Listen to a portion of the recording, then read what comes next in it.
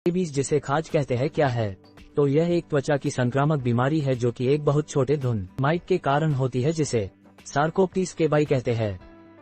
अब ये होती किन कारणों से है? तो यह सार्कोप्टिस स्केबाई जिसे इचमाइट भी करते हैं उससे होता है।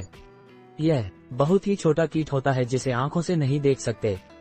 यह 8 पैरों वाले होते हैं और मादा माइट त्वचा में भूरे रंग के ऐसे आकार के बिल बनाकर उसमें 30 से 40 अंडे देती हैं जिनसे लावा बाहर निकलते हैं। इनका जीवन काल 2 माह का होता है।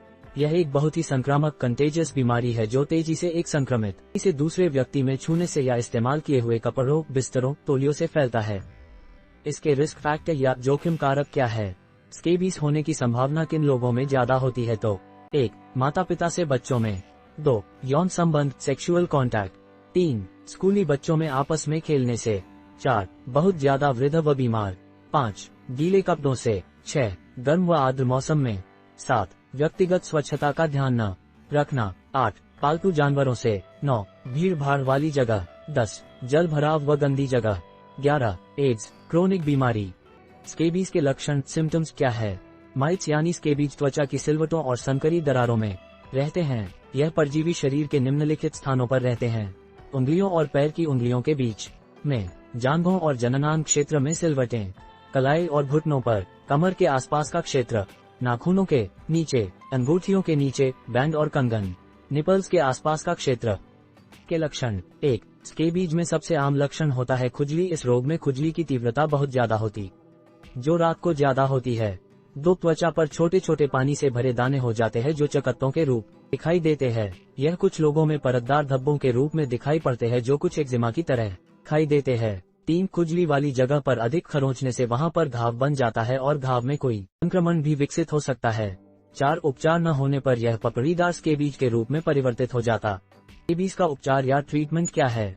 स्केबीज के उपचार में दवाओं के साथ संक्रमण को समाप्त करना शामिल है। दवा को अपने पूरे शरीर पर गर्दन से नीचे तक लगाना है और दवा को कम से कम 8 से 10 घंटे के लिए छोड़ दें। क्योंकि स्केबीज इतनी आसानी से फैलती है इसलिए घर के सभी सदस्यों और अन्य करीबी संपर्कों के लिए इलाज लेना चाहिए, भले ही उनमें स्केबीज के कोई लक्षण न दिखाई दें।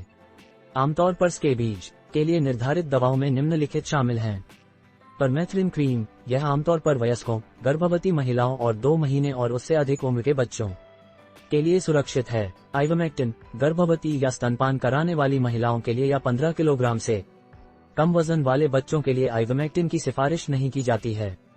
क्रोटामिटोन, यह दवा क्रीम या लोशन के रूप में उपलब्ध है।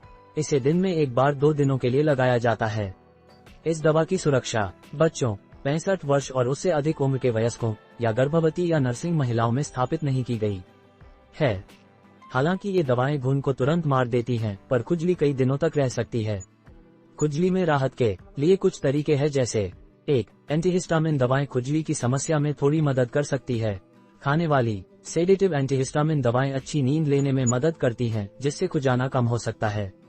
क्रोटामिटिन क्रीम या लोशन खुजली में सुखदायक होते हैं जो स्केबीज के कारण होने वाली खुजली से छुटकारा पाने में मदद करते हैं।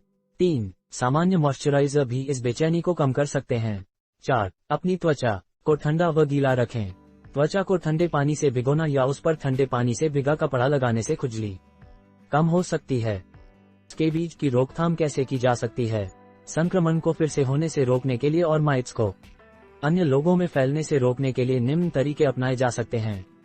1. उपचार शुरू करने से 3 दिन पहले सभी कपड़े, तौलिए और बिस्तरों को साबुन और गर्म पानी से साफ करें और उच्च गर्मी में सुखाएं। जिन चीजों को आप धो नहीं सकते उनको ड्राई क्लीन करें।